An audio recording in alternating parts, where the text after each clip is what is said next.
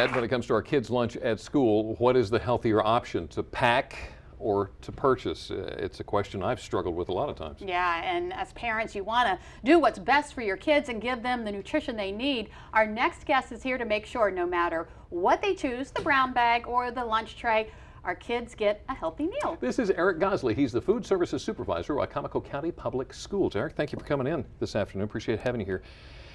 Eric, we know that there are some parents that really don't have any choice but to pack their lunch. It can't necessarily purchase at the school. And you said that you have actually seen some lunches that have been packed with cookies and a juice box. Yes. So obviously we need a little help with this entire thing. Where do we start? Well, the first place to start with packing your lunch is looking at the My Plate diagram that came out through last year through the USDA Department of Agriculture. Mm-hmm. And basically what that is telling us that not only with school lunch, but in our entire life, our plate should look like the My Plate diagram, where it's divided into 4 segments, and half of that plate should be fruits and vegetables. Right. The other quarter should be grains, and half of those should be whole grains, and the other quarter being protein. Okay. Now, will the school get involved if they notice that a child day after day is bringing an unhealthy lunch? We don't purposely get involved. If it's brought to our attention, we will make sure that the child gets a lunch, and then we may do some investigative work to find out exactly is there an issue at home. And if there is an issue at home, we do offer a program, because we're federally funded.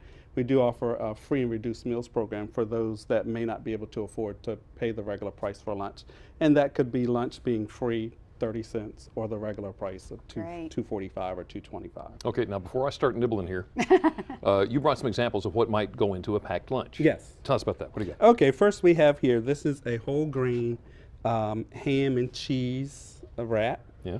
It's got romaine lettuce, tomatoes, ham, cheese, and then I put a side of broccoli and some carrots with it and a strawberry, and then it has some honey mustard dip to go along with it.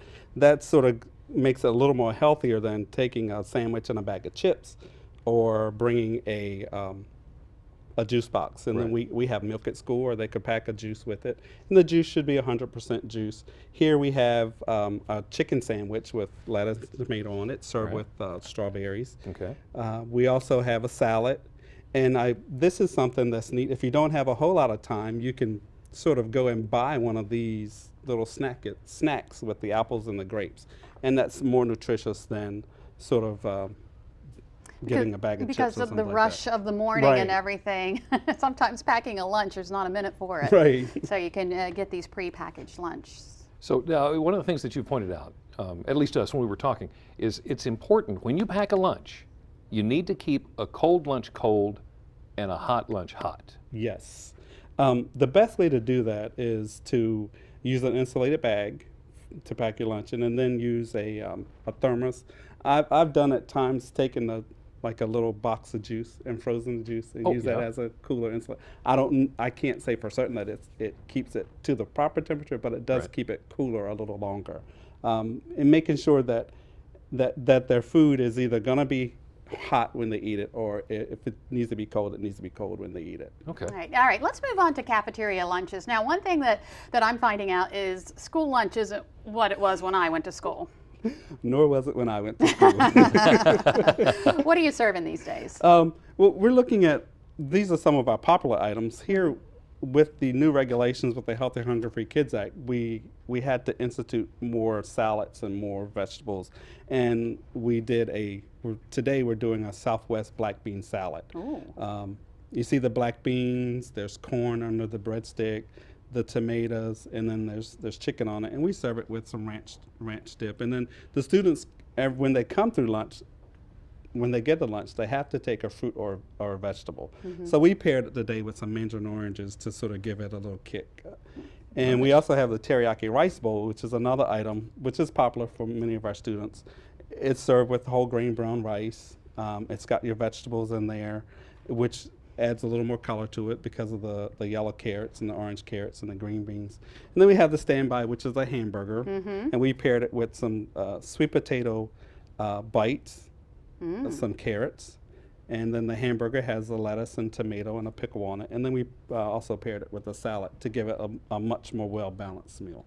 And kids love ranch dressing. Yes. That's the new ketchup. Yeah, the new ketchup, ranch dressing. I didn't know that. And just to remind everybody, you said one of the important things is to remember this plate. Remember the My Plate either when you're packing your lunch or if you're a student coming through the lunch line when you're making your selections going through the cafeteria, to look at the My Plate and sort of make that be your guidance as What how you're going you to do. eat. Yes. Eric, you don't have to take any of this with you, do you?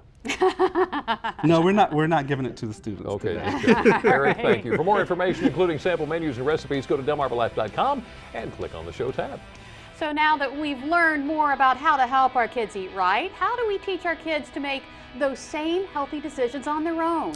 Coming up next, one woman is using a mouth-watering after-school program to do just that, and we're going to explain how it works. It's a program that you, or your kids for that matter, won't want to miss. And something else you don't want to miss, omega-3. Here's Dr. Oz to help us determine if we have a deficiency. Hi, I'm Dr. Oz. They're one of those rare magic bullets in medicine, omega-3s. But are you getting what you need? Warning signs of a deficiency include brittle nails, dry, itchy scalp, joint pain, and fatigue. To get enough? Take 600 milligrams of DHA omega-3 daily and eat one 4-ounce portion of salmon or sardines weekly.